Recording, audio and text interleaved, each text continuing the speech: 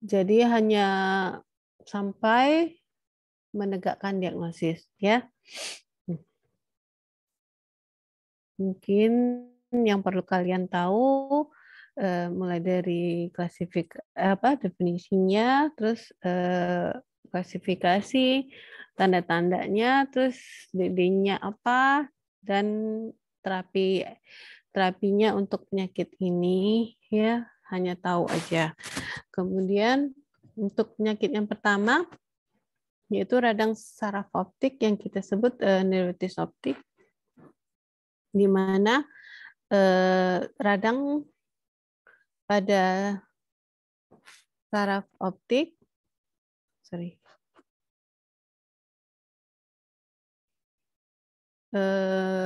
bersifat akut, ya. Kemudian visusnya menurun secara tiba-tiba dan biasanya pada satu mata. Karena dia yang meradang itu saraf optik, maka ditandai dengan papil yang batasnya kabur dan warnanya hiperemis. Sebelum kita mengetahui kelainan-kelainan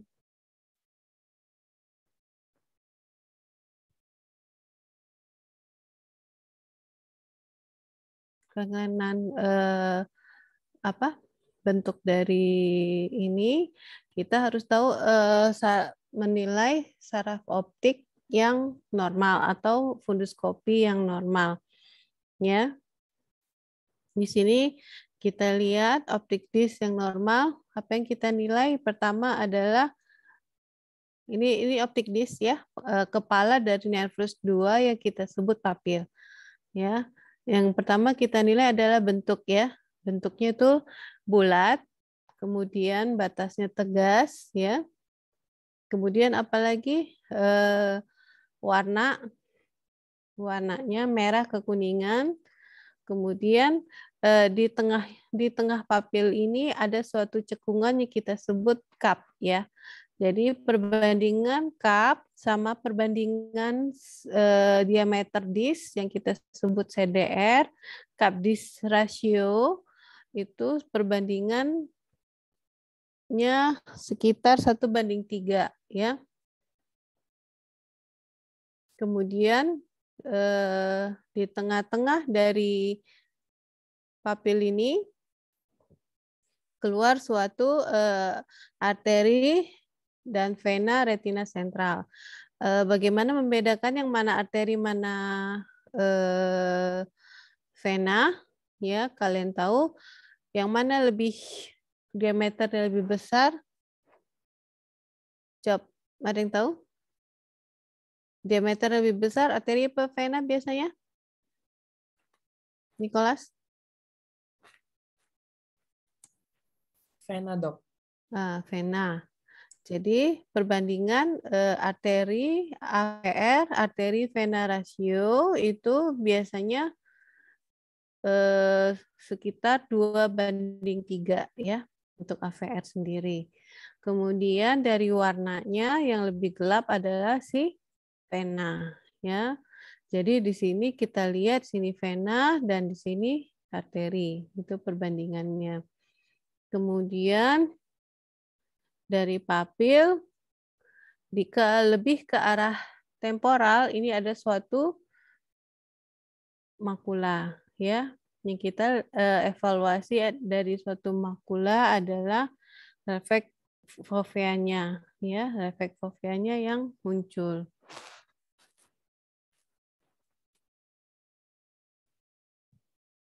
Kemudian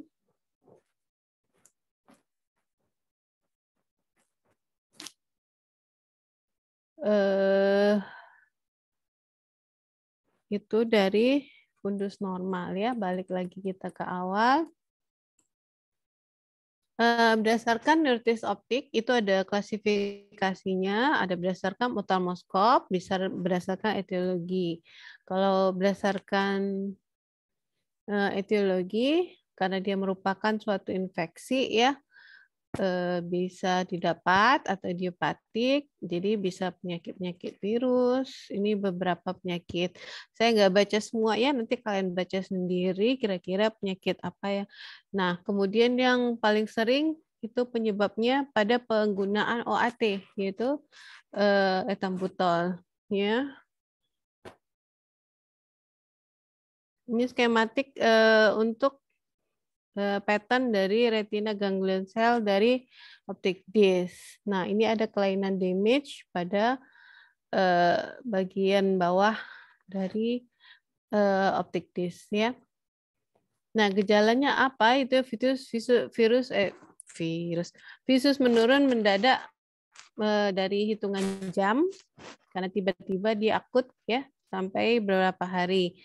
Kemudian nyeri bila mata digerakkan dan biasanya dia satu mata ya. Kemudian usianya muda. Kemudian visual field didapat dari pemeriksaan lapangan pandang yaitu skotoma sentral, defek skotoma sentral. Kemudian yang paling khas di sini adanya pupil. Ini bukan papil ya, pupil. Pupil adalah pemeriksaan Marcus Gunn. Marcus Gunn itu yaitu pemeriksaan dengan menggunakan center yang kita sebut apa swing like reflect ya. Jadi misalkan ada kelainan di mata kanan, kemudian mata kirinya sehat, kita center mata kiri seharusnya pupilnya bagaimana? Dia akan mengecil ya. Kemudian kita swingkan secara cepat, harusnya dia juga pada mata yang sakit, kalau misalkan dia nggak ada kelainan, dia akan terjadi mengecil juga miosis. Tapi pada Marcus Gunn, pada kasus neuritis optik, dia akan lama-lama berdilatasi. Nah, itu swing like reflex ya, yang kita sebut Marcus Gunn positif. Kemudian ada kelainan persepsi warna tidak sesuai visus, yaitu bisa kita ketahui dengan menggunakan buku ini ya, buta warna ya. Sorry. Kemudian adanya diplopia merupakan tanda dini, kemudian ada nystagmus. Nah, yang paling penting karena dia merupakan infeksi virus yang paling sering ya. Jadi pada pemeriksaan lab pada meningkat semua IgG, IgM juga ya. Nah, untuk tanda dini dari funduskopi papilitis ini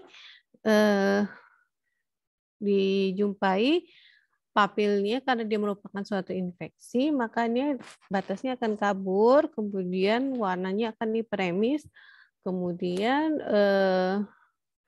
flame shape dijumpai flame shape hemorrhage ya, kemudian ada perdarahan peripapil hemorrhage ya. Untuk papilitis yang lanjut lama-lama akan terjadi papil atrofi ya, warnanya akan pucat ya.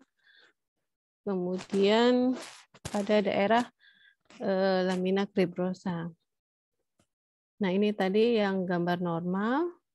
Kemudian apa yang harus kita lakukan pemeriksaan penunjangnya, yaitu kita lakukan ophthalmoskop yang pasti, kemudian lakukan visual evok respon untuk melihat jalur penglihatan apakah terjadi abnormal ya. Kemudian bisa scan karena bisa penyebabnya tumor atau MRI untuk melihat deteksi demyelinisasi ya. Nah, ini pada mild ya. Di sini papilnya batasnya udah mulai tidak kelihatannya.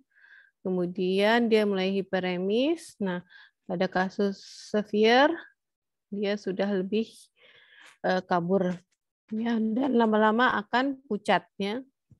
DD-nya apa? Kalau edema papil ya, dia berhubungan dengan tekanan intrakranial ya. kemudian tanda Marcus Gunn dia akan negatif. Berarti hampir mirip. Kalau untuk gambaran papilnya sih sebenarnya hampir mirip ya, cuman Marcus negatif, cuman dia ada sol di kepalanya ya kemungkinan. Kemudian DD yang kedua yaitu ada anterior ischemic optic neuropathy ya, atau yang kita sebut ION. Biasanya usianya di atas 50 tahun, kemudian tanpa ada rasa nyeri dan adanya skotoma yang berbentuk arkuata ya. Kemudian pada ION yang paling penting yaitu hasil laboratoriumnya, laju endap darahnya atau endemen eritrositnya dia abnormal ya, laju endap darahnya. Prognosa itu sangat tergantung dari terapinya ya. Apabila terapinya lebih awal kita ketahui penyebabnya, kemudian langsung kita terapi, 75% kasusnya akan baik. Sebelumnya terapinya apa yang harus kita lakukan? Harus kita kasih karena dia merupakan suatu itis, infeksi neuritis ya, neuritis of. Nah, kita berilah steroid, bisa berupa oral sesuai berat badan selama 14 hari.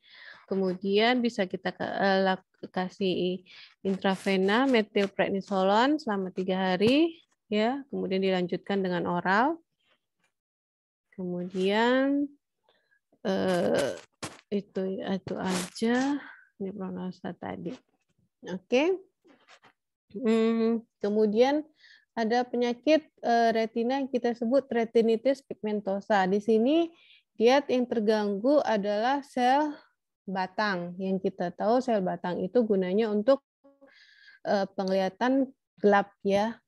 Jadi dia merupakan penyakit yang diturunkan secara herediter, khususnya fotoreseptor di sel batang. Etiologi yang paling sering autosomal dominan, ya 43%. Di sini secara histopatologi di mana sel neuroepitel retina menghilang dimulai dari sel rod, kemudian dilanjutkan ke sel kon, kemudian terjadi proliferasi sel glia dan sel pigmen, di mana sel emigrasi ke jaringan retina dan saraf optik ya, kemudian lama-lama akan terjadi papil atrofi. Gejalanya apa? Untuk yang jenis tipikal retinitis pigmentosa yaitu nyctalopia yang kita sebut buta senja atau night blindness. Itu gejala yang khasnya ya untuk retinitis pigmentosa. Jadi dia apabila sudah mulai senja atau sudah mulai maghrib, maka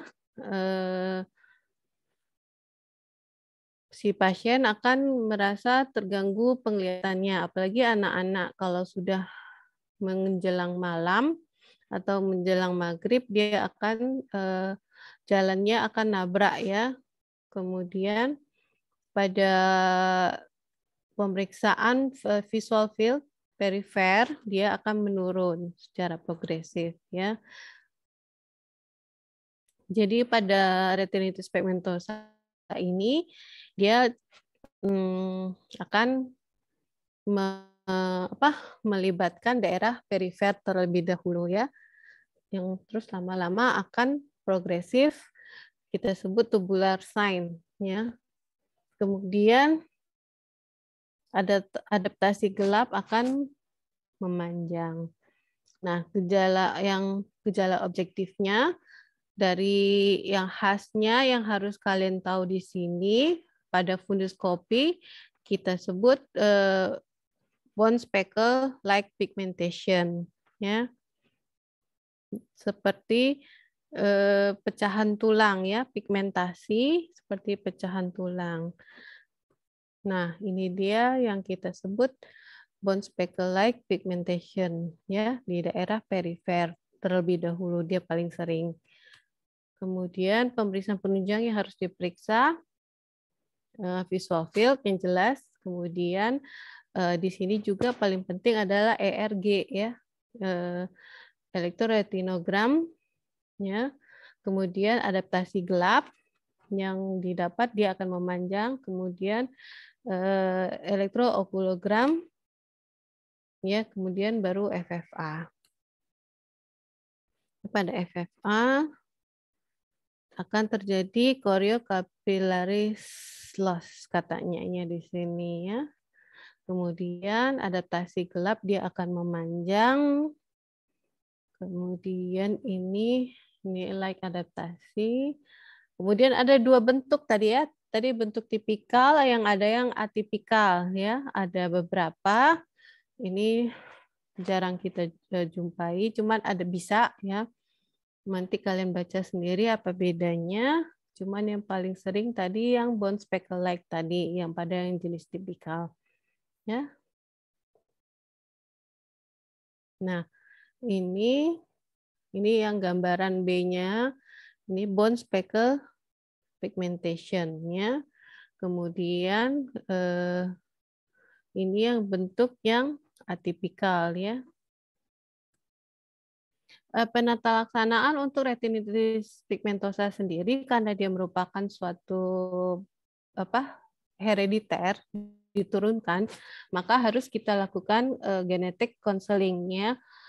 Kalau zaman dulu malah apabila seorang pria dijumpai adanya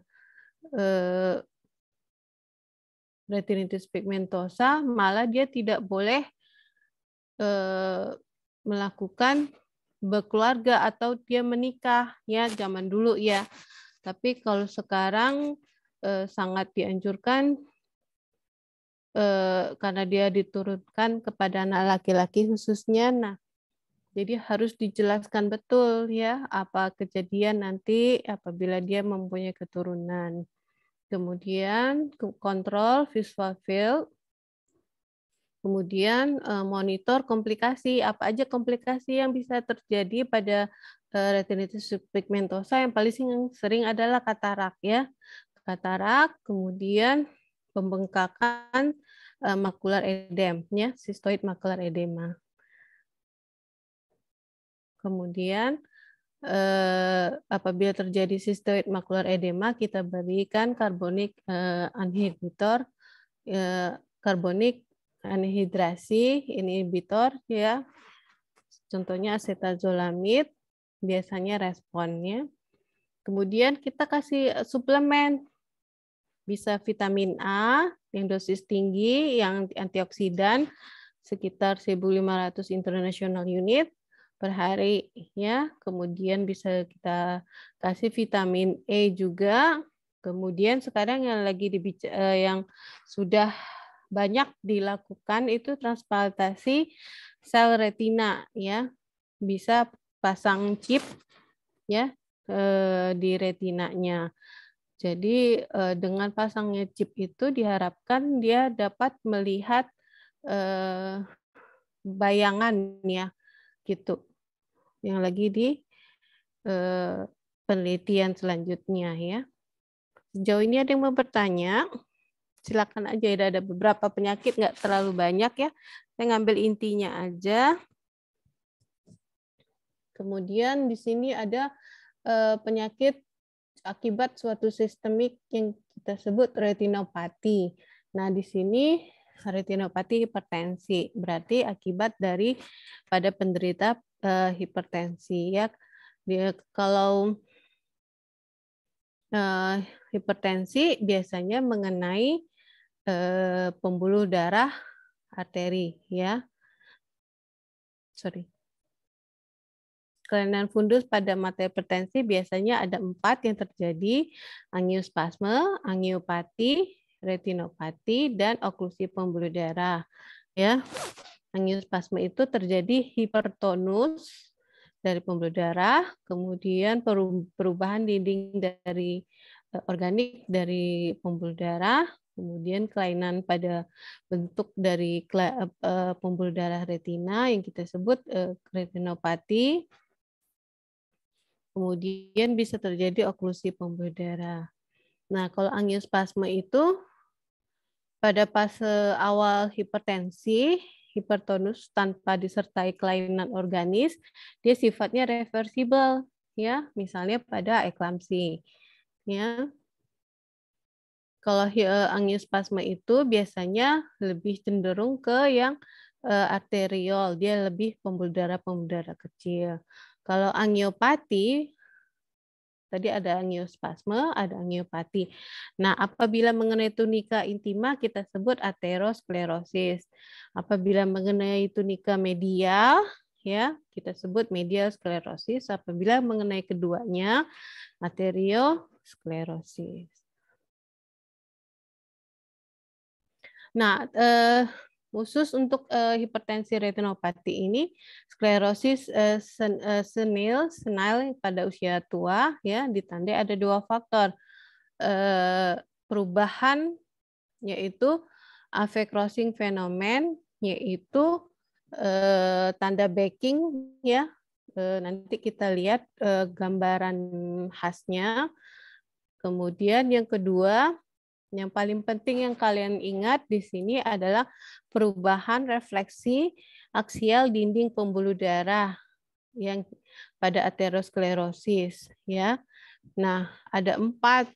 Nah, apabila udah grade 4, kita sebut silver wire yang warnanya tembaga. Nah, grade 3 kita sebut copper wire, ya. Kalau silver dia perak, kalau copper dia tembaga, ya.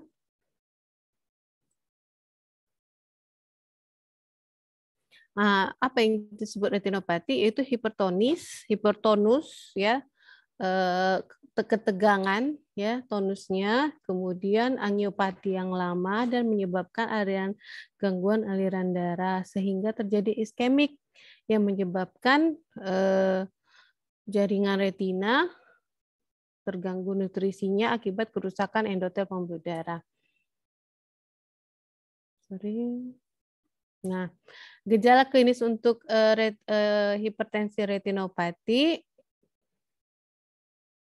karena dia mengenai arteri, jadi rasio AVR-nya yang tadi normalnya 2:3, dia akan menyempit pada arterinya, jadi sekitar rasio venanya sekitar 1:4, ya. Kemudian yang paling penting ada avekrossing fenomen, kemudian gambaran perdarahan khas untuk retinopati hipertensi bentuknya seperti flame shape, seperti nyala api, ya. Kemudian bisa kita dapatkan soft exudat, cotton wall spot, ya. Ini karena iskemiknya tadi dia keluar darah putihnya sehingga kita namanya soft exudat atau cotton wall spot, ada juga hard exudat, ya. Terus lama-kelamaan papil akan edem, ya, yang kita sebut hipertensi maligna. Nah, ini cotton wall spot, ya. Kemudian ada gambaran flame shape, ya. Ada beberapa perdarahan. Ini makular star, yaitu di daerah makula. Ya, ini biasanya khas untuk hipertensi maligna, ya. Didapatnya ada makular star, ya. Nah, klasifikasinya untuk hipertensi retinopati, dia bisa berdasarkan klasifikasi Skate, yaitu apabila grade 0 tidak dijumpai kelainan. Yang paling penting apabila kalian lakukan fundus, kemudian nampak papilnya bengkak, edema, ya, udah masuklah dia ke grade 4, ya. Jadi pada grade 3 bisa dijumpai cotton wall spot, soft exudat, hard exudat, perdarahan, ya. Kalau grade 2 masih arterinya aja yang menyempit, ya. Nah, untuk aterosklerosis tadi yang udah saya nyatakan tadi disebut grade 4 apabila sudah berwarna silver ya. Arterinya akan putih warnanya. Dia menegang, mengeras, dia akan berwarna putih. Grade 3 apabila dia sudah berwarna tembaga. Grade 2 bila dia refleks pembuluh darah arterinya nampak, kalau grade 1 dia belum kelihatan ya. Nah, klasifikasi untuk berdasarkan Kate Wagener Barker ini ada kita sebut istilahnya KW1, KW2 ya. Biasanya dia berhubungan sama seperti klasifikasi SKI tadi, apabila kita sudah jumpai papil edem, dia sudah grade 4 ya, atau yang kita sebut KW4. Mungkin itu aja. Nah, ini berdasarkan grading aterosklerosisnya. Ini yang normal ya. Kemudian, nah ini pembuluh darah dia sudah memutih ya. Yang grade 3 apa tadi? Yang Cooper wire. Sementara yang grade 4 dia lebih ke arah silver wire ya. Nah, seperti kalian lihat tadi di daerah persilangan antara arteri dan vena ya kan? Ini kan normal nih, ya kan? Nah, akibat dia terlalu keras si arteri, dia menekan si vena seolah-olah dia gambaran seperti terputus ya. Inilah yang kita sebut avecrossing phenomenon ya, tanda khas untuk suatu hipertensi retinopati tadi. Inilah yang avecrossing phenomenon atau tanda banking tadi ya. Penata laksanaannya apa? Ya konsultasilah dengan bagian penyakit dalam untuk pemberian antihipertensinya. Kemudian apabila udah terjadi komplikasi seperti perdarahan pada vitreous, bisa kita lakukan pertimbangkan vitrektomi ya. Kemudian prognosa sangat tergantung dengan derajat sklerosisnya ya, bukan dari tinggi dari tekanan darahnya. Kemudian penyakit berikut yang kita sebut CRAO, Central Retina Arterial Occlusi, yaitu merupakan sumbatan dari pembuluh darah arteri retina di bagian sentral. Nah, di daerah mana dia yang paling sering menyumbat? Ada yang tahu? Daerah mana dia sumbatan biasanya? Karena dia sentral, pasti di daerah. Ada yang tahu? Silakan. Daerah mana dia yang sering nyumbat? Biasanya di daerah papil karena namanya sentral, ya kan? Jadi dia nyumbat di daerah papil. Nah, seperti ini di daerah sinilah dia nyumbat. Di belakang papil tadi ada suatu lapisan yang kita sebut lamina cribrosa, yaitu dia menyempit seperti leher botol, ya kan? Dia lamina cribrosa itu daerah yang lebih sempit seperti leher botol, sehingga si arteri lewat dari situ. Biasanya yang menyebabkan dia sumbat paling sering adalah emboli, ya. Jadi si emboli menyumbat di daerah lamina cribrosa, sehingga tanda khasnya apa? Tanda khasnya adalah yang harus kalian ingat adalah ini gambaran cherry red spot. Kira-kira kenapa gambaran cherry red spot? Ya kan? Si gambarannya, si arterinya kan tidak diperdarahi akibat dia nyumbat akibat emboli nyumbat, sehingga retina akan pucat di seluruh 4 kuadran, kecuali di daerah makula. Kira-kira kenapa? Karena di makula itu dia lebih tipis, ada lapisan di belakang retina yang kita sebut apa? Lapisan di belakang retina ada lapisan apa? Ayo. Di retina, di belakang retina, di antara sklera sama retina ada suatu lapisan. Ayo, mana? Koroid. Nah, ada koroid ya. Jadi yang nampak yang merah ini adalah pembuluh darah koroid ya. Karena si makula dia tipis ya. Itu yang kita sebut cherry red spot ya. Jadi CRAO itu merupakan kelainan retina akibat sumbatan akut dari arteri ya dengan ditandai hilang penglihatan secara mendadak. Yang paling sering emboli, yaitu misalnya dikaitkan dengan hipertensi, penyakit-penyakit katup jantung ya, pasca MCI ya, kemudian trauma macam ya. Gejala klinisnya, visusnya hilang secara tiba-tiba tanpa ada tanda nyeri, tanpa nyeri nih ya.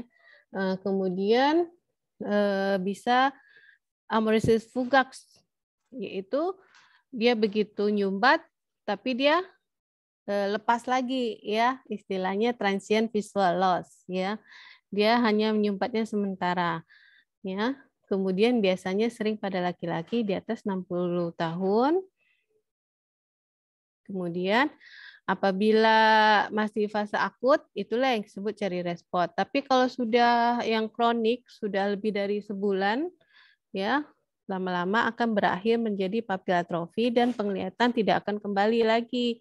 Makanya di sini sangat dibutuhkan suatu emergensi ya, 3B dia ini kompetensinya. Apa yang harus kita lakukan kalau udah terjadi sumbatan secara tiba-tiba nampak cherry red spot? Prinsipnya adalah menurunkan tekanan intraokulis secara mendadak, yaitu untuk untuk gunanya apa kita turunkan gradient perfusion pressure ya istilahnya ya, supaya terjadi dilatasi ya. Nah, di sini golden periodnya sekitar 90 menit setelah sumbatan. Apabila sudah lebih, dia akan irreversible. Dengan apa kita turunkan tekanan intraokulis secara tiba-tiba, gradien perfusinya, yaitu dengan bisa kita lakukan parasintesis, yaitu kita sedot cairan aqueous humor, ya, sekitar 0,1 sampai 0,4 cc. Kemudian kita lakukan masase bola mata yang diharapkan dilatasi arteri retina ya. Kemudian pemberian obat-obatan anti glaukoma, bisa beta blocker, golongan beta blocker atau golongan CAI ya, carbonic anhydrase inhibitor seperti Diamox. Kemudian bisa juga kita untuk vasodilatasi kita gabungan antara pemberian O2 dan CO2 ya. Kemudian di sini ada oklusi yang vena. Ini yang menyumbat adalah vena ya. Jadi yang menyumbat adalah vena, tandanya dia sama, penglihatan menurun secara tiba-tiba, tapi untuk gambarannya sangat beda. Kita lihat, nah di sini kalau kita melihat suatu fundus kopi, ya fundus kamera seperti ini kita bagi 4 kuadran. Nah kalau kalian lihat di sini papil, ya kan, di sini makula. Kalau makula dia lebih ke temporal. Jadi di sini hidungnya, jadi kira-kira ini mata kiri apa kanan?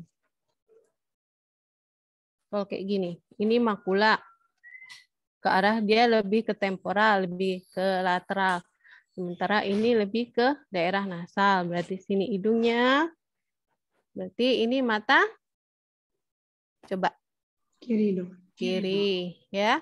Nah, jadi kita bagi 4 kuadran. Makula di tengah. Nah, pada CRVO ini Tanda khasnya adalah perdarahan di 4 kuadran, di seluruh kuadran ya. Dengan arterinya yang venanya berkelok-kelok yang kita sebut tortus ya. Dia ada 2 tipe. Ada yang tipe non iskemik, yang satu lagi yang tipe iskemik, di mana yang non iskemik pasti gejalanya lebih ringan. Sementara kalau yang yang iskemik dia perdarahan masif pada 4 kuadran ya. Kemudian ada rubiosis iridis. Rubiosis iridis itu apa? Neovaskularisasi pada iris, pertumbuhan neovaskularisasi baru, vaskular baru pada iris ya. Jadi bisa kita lihat nampak pembuluh-pembuluh darah di iris ya. Kemudian bisa kita jumpai Marcus Gunn. Pemeriksaannya apa? Itu bisa dengan FFA, ERG, dan tonometri. Komplikasinya ini tadi pembengkakan pada makula dan obiosis iridis tadi. Penata laksanaannya ya kita perbaiki andil yang disis ya, kemudian apabila terjadi pembengkakan pada makula bisa kita lakukan laser fotokoagulasi ya apabila medianya jernih, tapi apabila media tidak jernih bisa kita lakukan pan retinal cryoterapi ya. Kemudian tanda khas untuk rubiosis iridis itu akan berlanjut ke glaukoma neovaskular ya. Makanya apabila sudah rubiosis iridis yang penyulitnya komplikasinya kita lakukan panretinal fotokoagulasi. Itu seluruh dari retina kita lakukan fotokoagulasi 4 kuadran ya. Kemudian kita lanjut retinopati akibat diabetes. Bentar ya, lagi azan ya.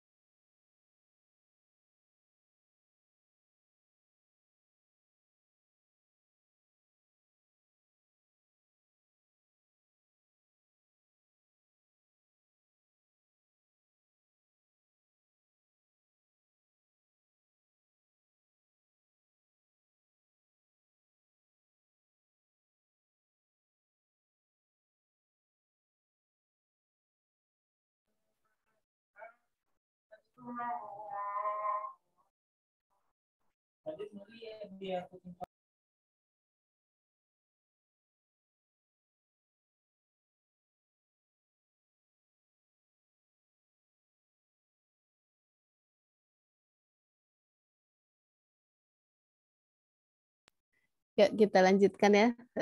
Mungkin nggak banyak lagi. Untuk retinopati diabetik itu kelainan retina akibat gangguan mikrovaskular ya yang disebabkan oleh adanya hiperglikemi yang lama, yaitu pasien-pasien DM ya. Untuk epidemiologi sendiri, DM itu 90% non insulin dependent ya, yang 10% yang insulin dependent.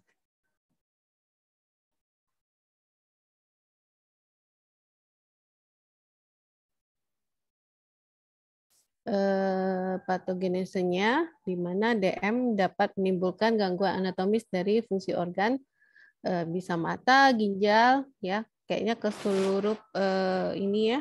Kalau untuk DM seluruh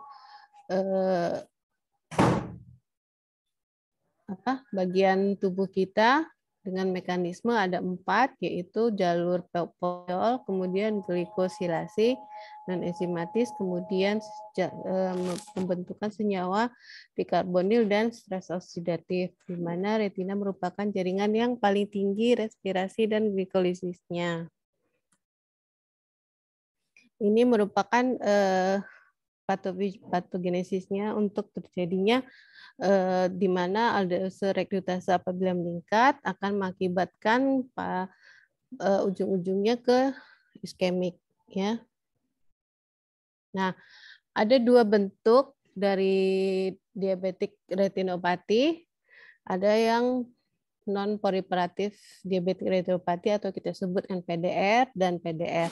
Yang membedakan ini 2 yang paling khas adalah yaitu pembuluh darah, pertumbuhan pembuluh darah baru yang kita sebut neovaskularisasi. Apabila kita secara funduskopi udah kita nampak neovaskularisasi baru yang lebih halus-halus dia, nah sudah tegaklah dia suatu PDR. Mungkin itu aja yang harus kalian ingat.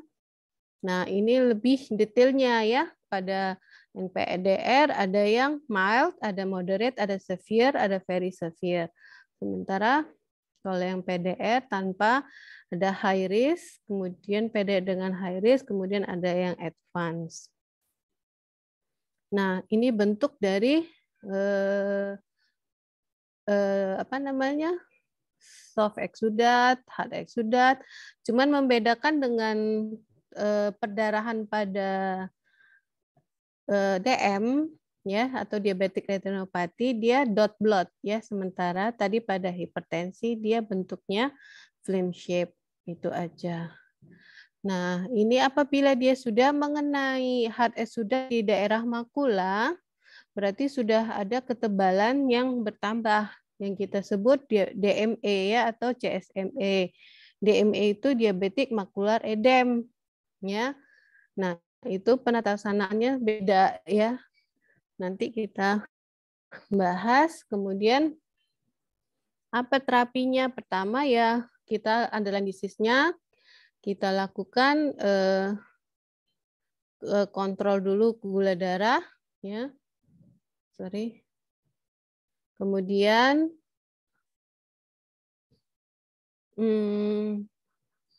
kapan kita lakukan laser? Indikasi laser apabila ada perdarahan vitreus, kemudian ada neovaskularisasi yang baru, kemudian adanya jaringan ikat ya, fibrin baik pada makula pada vitreus maupun pada retina ya.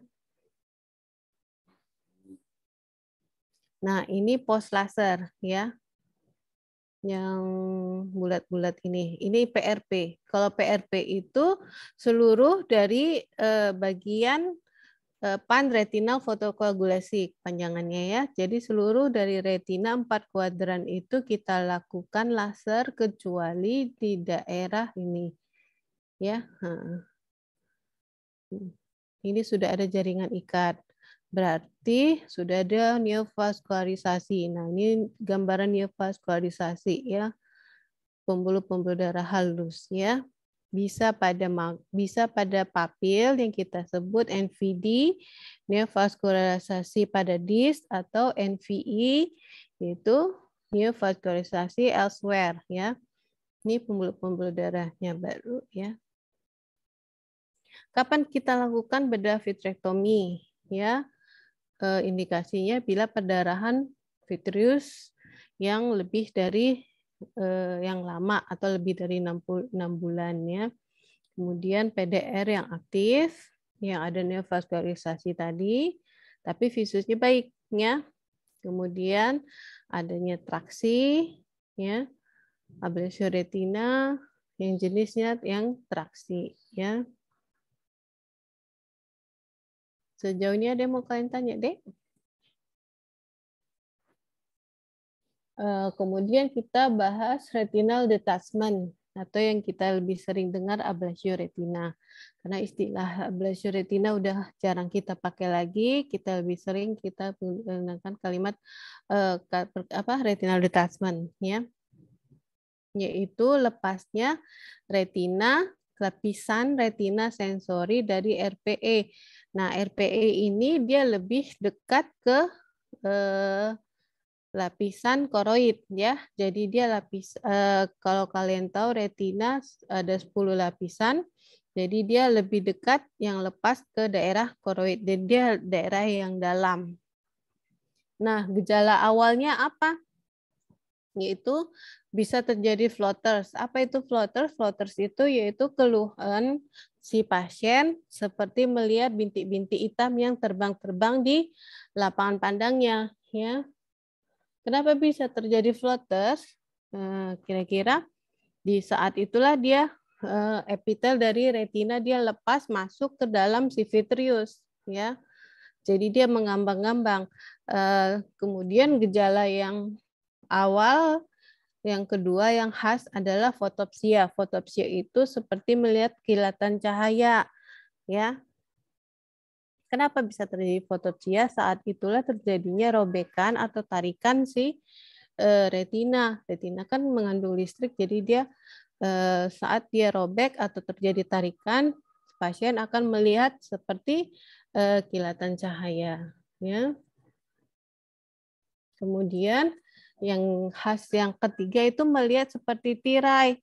Maksudnya apabila misalkan kalian lagi nonton TV, ya kan, terus kok tiba-tiba seperti melihat lapisan lapangan pandang bagian atas kok gelap ya, lebih nggak kelihatan, di bawah nampak. Nah, itu seperti melihat tirai jatuh. Nah, itu tiga hal yang harus kalian ingat. Itu tanda awal dari saat itulah dia si retina lepas. Kalau kalian anamnesanya ya. Kemudian jadi DD visus menurunnya mendadak itu adalah tadi retinal detachment, ada oklusi ya, CRAO, CRVO ya. Oke. Kemudian dia ada dua jenis, ada yang rekmatogen, ada yang non rekmatogen. Kalau yang non rekmatogen itu biasanya ada yang traksi. Traksi itu tarikan ya. Kenapa bisa dia detach, si retinanya lepas? Berarti ada yang menarik si retina, yaitu sesuatu yang ada di dalam vitreous. Misalkan entah membran atau adanya sikatrik ya, dia menempel menarik si retina. Nah, yang eksudatif itu berhubungan dengan penyakit infeksi seperti uveitis ya, kemudian tumor ya. Nah, kalau yang rekmatogen dia khasnya itu 90% sampai 95% terjadi adanya break atau robekan. Nah, itu khasnya untuk si rekmatogen. Kemudian adanya garis dermakasi line ya. Kemudian karena dia sudah lepas, maka tekanan intraokuli akan menurun ya. Penata laksanaannya prinsipnya apa? Yaitu secara anatomi kita dekatkan lapisan sensori tadi ke RPE ya. Dengan cara apa? Kita pasang surgical scleral buckling, yaitu memasangkan seperti ikat pinggang di bola mata ya. Dari luar kita pasang kayak band ya, silikon band. Kemudian kita ketatkan, diharapkan lapisan sensori retina lebih dekat ke RPE. Nah, sudah kita pasang ikat pinggang, kemudian kita lakukan sikatrik. Ya, apa guna kita sikatrik? Kita buat sikatrik, yaitu kita lakukan laser, ya, supaya endolaser namanya ya, kita lakukan laser di daerah yang lepas tadi, supaya kayak istilahnya lemnya lah, ya. Bisa laser atau kriopeksi. Nah, setelah kita buat ikat pinggang, kita lakukan perlengketan dengan sikatrik, kita lakukan pemasukan udara ya yang kita sebut pneumatik retinopeksi. Bisa udara atau gas. Gasnya C3H8 atau SF6 ya. Kemudian baru kita lakukan vitrectomy ya. Nah, ini jenis breaknya. Nah, ini gambaran tadi pemasangan silikon band ya di bawah otot rectus ya. Jadi di keempat otot rectus itu kita lakukan keliling ya, encircling silikon band ya. Kemudian kita ketatkan.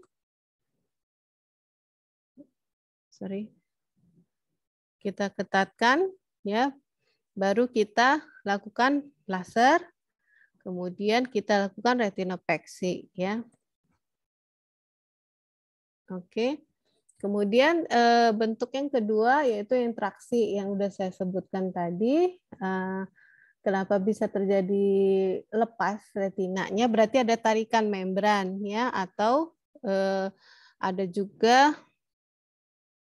jaringan proliferasi dari vitreoretina ya, atau seperti itu tadi sikatrik ya. Paling sering pada pasien-pasien PDR ya, sudah terbentuk PVR ya, proliferasi vitreoretina ya. Oke. Prinsipnya sama, kita lakukan pada pasien traksional, kita lepaskan jaringan yang kita lakukan vitrektomi, yaitu kita lepaskan jaringan yang lengket, yang menarik si retina, ya kan? Baru kita pasang buckling ya.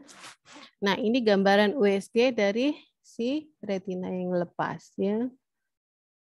Nah, ini prinsip yang tadi, yang saya bilang tadi, ini kita lakukan penyuntikan gas yang disebut pneumatik retinopeksi. Nah, gasnya itu fungsinya apa? Udah kita lengketkan yang daerah yang lepas tadi, ya kan? Kemudian diharapkan gasnya itu dia akan menekan sehingga dia lebih mendekatkan lapisan yang lepas tadi ya. Ini gas, boleh udara ya. Nah, yang jenis eksudatif biasanya dia cairan ya. Dia tidak ada robekan, dia ada cairan yang melalui akibat dari pembuluh darah ya, melalui pembuluh darah. Contohnya tumor koroid, inflamasi, hipertensi ya. Tanda khasnya apa? Adanya shifting fluid ya. Jadi bergerak, kita misalkan posisi tidur, dia akan berpindah ke daerah lepasnya, detachment-nya. Apabila dia posisi berdiri, dia sangat tergantung dari gravitasi ya, yang kita sebut shifting fluid ya. Ini contoh dari apa namanya mesin vitrectomy. Nah, ini vitreousnya kita ambilkan ya, kita sedot, kemudian kita ganti cairan, baru kita lakukan ini setelah kita lakukan buckling ya. Ini vitreousnya cairan vitreousnya kita sedot, gambarannya. Oke. Nah, ini dia tadi pemasangan sklera buckling ya. Kita pasangkan silikon band di bawah keempat otot rectus. Kemudian kita lakukan penjahitan. Oke, setelah itu kita lakukan endolaser ya, yang tadi saya bilang ya, yang gunanya untuk membentuk sikatrik kayak lem dia ya. Setelah kita laser, dia akan terjadi sikatrik. Baru kita lakukan pemasukan gas, ya kan, baru kita lakukan vitrectomy. Nah, yang terakhir ini ada vitreous hemorrhage atau perdarahan vitreous. Ini biasanya akibat trauma ya, di mana visus mendadak menurun, kemudian vitreous akan keruh dengan atau tanpa adanya sel-sel darah. Ya, penyebabnya apa? Paling sering adalah trauma tadi ya, atau bisa akibat PVD spontan lepas dia, kemudian pada kasus-kasus PDR, terbentuknya neovaskularisasi. Nah, neovaskularisasi yang baru ini, dia dinding pembuluh darahnya dia lebih tipis, Dek. Jadi dia karena pembuluh darah yang tumbuh itunya dindingnya lebih tipis, dia gampang untuk pecah ya. Sehingga masuklah darahnya ke vitreous ya. Bisa menyebabkan perdarahan vitreous. Ini beberapa penyakit. Nah, pelaksanaannya apa? Nah, yang pertama kita lakukan bed rest dengan bantal lebih tinggi sekitar 45 derajat ya. Kemudian apabila perdarahan vitreousnya dengan ablasionya yang masih baru, kita lakukan vitrectomy dengan pemasangan gas atau silikon. Kemudian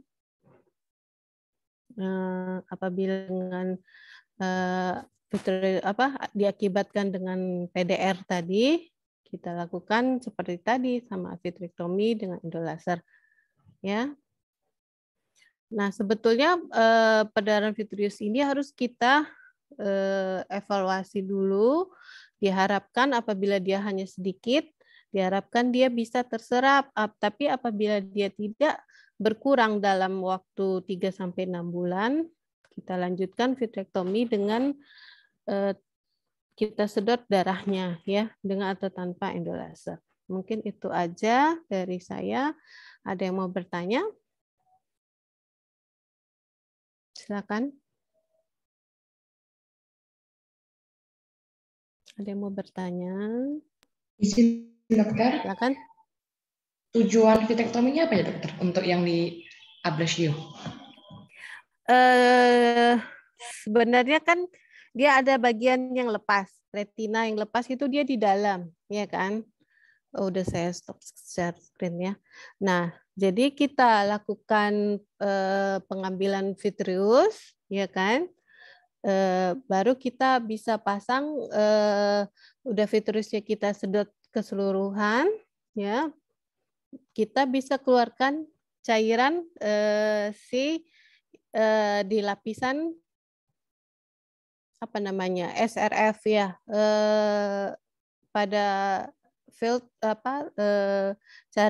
cairan subretinal fluid tadi, cairan di dalam subretina tadi. Jadi kita bisa lakukan sorry, kita sharing aja lah ya biar kalian bisa ini ya. Mana ya?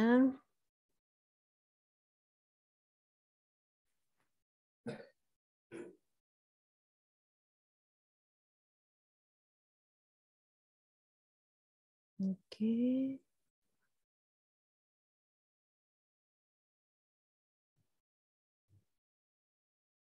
Nah, sorry. Nah, jadi pada vitrektomi ini kita lakukan 3 titik ya di bola mata. Ini kornea ya. Jadi kita ini ada cahaya lampu, ini cairan yang mengganti supaya dia tidak kempes, mempertahankan bola mata. Kemudian, nah ini apa namanya? Dia satu lagi dialah yang menyedot si vitreous. Setelah kita sedot vitreous, kemudian misalkan dia lepas daerah sini. Nah, kita bisa keluarkan cairan dari dalam, cairan yang lepas tadi ya. Nah, setelah itu baru kita pasang gas ya. Ini tadi ya. Nah, baru kita pasang gas di situ ya, baru kita tempelkan dia. Nah, setelah kita pasang gas, nah di sini kan kosong nih. Nah, kita biasanya untuk ganti cairan si vitreous itu bisa kita ganti dengan cairan yang ada, bisa RL, biasanya cairan yang netral lah ya. Seperti itu. Ada lagi? Ngerti nggak? Kira-kira. Dok, berarti tujuannya untuk mengeluarkan cairan yang di bawah retinanya. Iya, yang di dalam itu Yang lepas gitu. itu ya, Dok ya. Iya, Baru betul. diganti sama gas ya, dokter ya. Iya, kita isi gas, itu dia, ya cairan yang lepas tadi. Kalau diganti dengan gas, Dok, apakah fungsi gas itu bisa menggantikan fungsi yang seharusnya, Dok? Kan itu kan maksud saya kan harusnya kan air, Dok, isinya cairan gel gitu. Kalau diganti dengan gas, apakah bisa berfungsi dengan sebagaimana semestinya gitu, Dok? Fungsi gas ini dia hanya untuk menempelkan, mendekatkan yang daerah yang lepas tadi. Ini kan cairannya udah kita keluarkan, ya kan? Terus kita masukkan gas. Nah, lapisan yang udah gak ada cairan di dalamnya tadi, sehingga dia lebih dekat. Nah, gasnya ini bertahan paling lama sekitar 2 minggu sampai 1 bulan gitu. Gitu. Baik, Dok. Berarti gasnya nggak mengganggu ya, Dok ya? Enggak. Fungsi ini, Dok. Fungsi matanya, Dok ya? Nah, gasnya itu juga yang kita masukkan bisa gas, bisa cairan silikon. Kalau silikon dia lebih bertahan sampai 6 bulan. Dia lebih lama. Orang sekarang banyak para vitreoretina suka pakai silikon karena dia lebih bertahan. Nah, kalau pakai gas dia bisa kemungkinan lepas lagi, iya kan? Gitu. Dia lebih lama kalau pakai silikon oil. Cuman kalau silikon dia harus kita sedot kembali ya, operasi lagi si pasiennya. Kayak gitu dia. Ada lagi?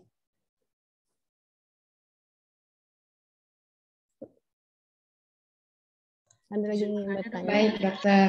Thank you, Dok. Ya, oke. Izin bertanya, dokter? Silakan, siapa tuh?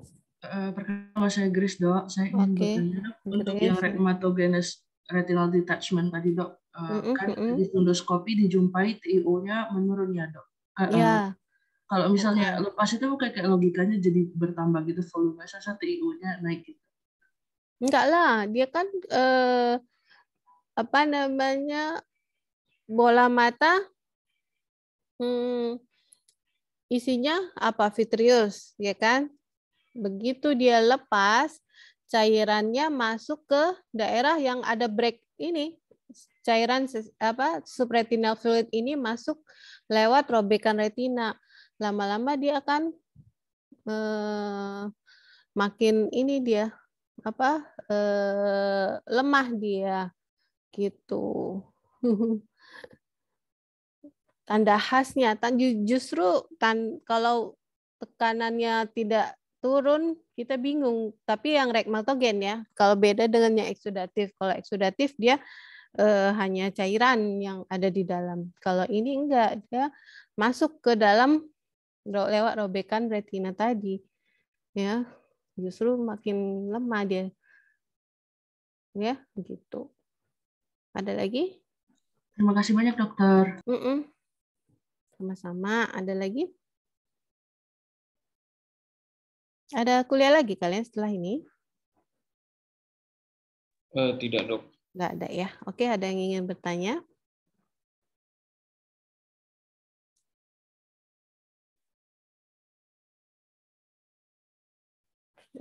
Kira-kira menurut kalian, setelah kita kuliah tadi lah, apa ada pasien DM sama hipertensi, ya kan? Keduanya bisa menyebabkan retinopati.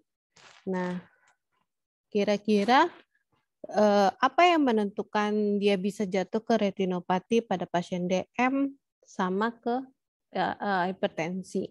Faktor apa yang paling menentukan? Apakah sama pada pasien DM atau hipertensi? Apa yang paling menentukan kira-kira? Ada yang bisa jawab? Atau punya ide? Ya, mari. Sama enggak? Hipertensi sama DM. Untuk dia bisa jatuh ke suatu retinopati yang mengenai retinanya gitu. Apa kira-kira? Izin dokter, mungkin sama ya dok? Sama-sama masalah di blood vessel-nya dok? Sama lah. Apa maksudnya sama? Meningkatkan pressure gitu dok ya? Mengganggu vesselnya sehingga rusak vesselnya, ruptur dan segala macam gitu dok? Enggak lah, beda. Kalau hipertensi kan dia tadi mengenai arteri, ya kan? Kalau DM tadi apa? Ya kan? Kan dia ada jalurnya dia kan tadi. Enggak, yang saya tanya sama-sama dia bentuknya retinopati. Retinopati itu kelainan akibat kelainan sistemik, kelainan pembuluh darah pada retina akibat kelainan sistemik. Nah, saya tanya, ada pasien DM, ada pasien hipertensi. Nah, kapan dia bisa jatuh ke retinopati? Faktor resiko apa yang menentukan? Apakah lamanya, kadarnya, atau tidak teraturnya dia minum obat, atau apa kira-kira? Jadi kalian nanti bisa inform concern ke pasiennya, kalian jelaskan, apa kira-kira?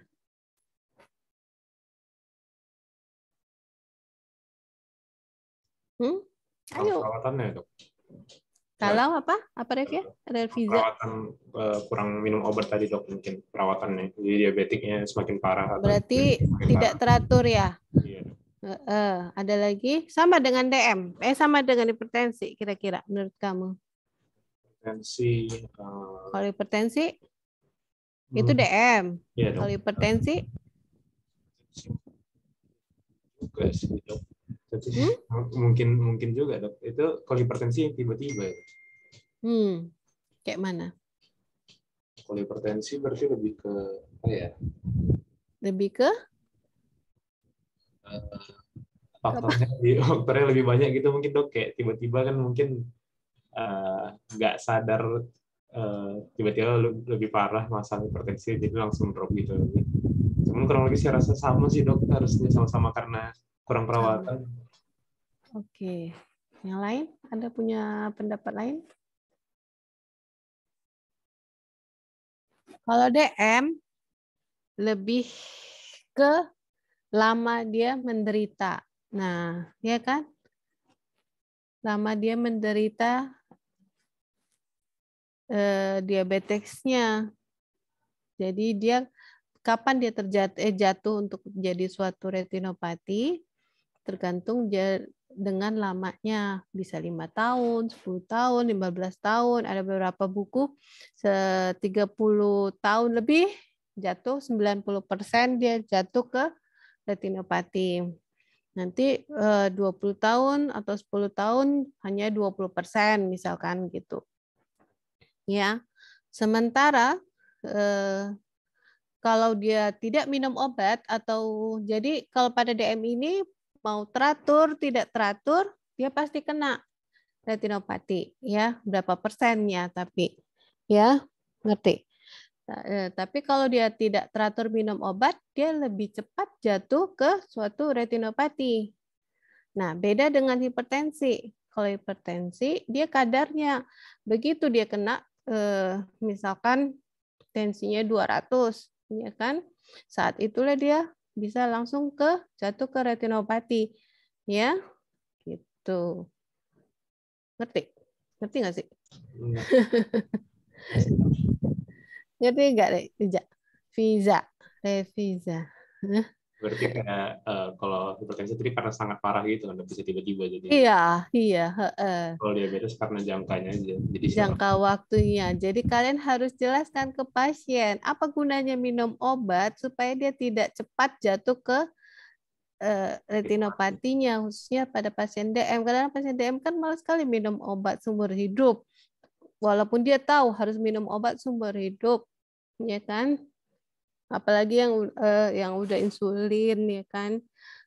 Itu sangat kadang malas dia menyuntikkannya, ya kan? Jadi harus kalian jelaskan itu ke mata, belum lagi ke organ yang lain, ya kan? Ke otak, kemana, nah gitu. Ya, mungkin itu aja. Ada yang ingin tanya lagi? Kalau nggak ada, kita selesai. Udah lumayan lewat ya? Oh iya. Udah 11. Oke. Apabila tidak ada yang bertanya, saya izin untuk keluar ya, leave meeting. Baik, terima kasih.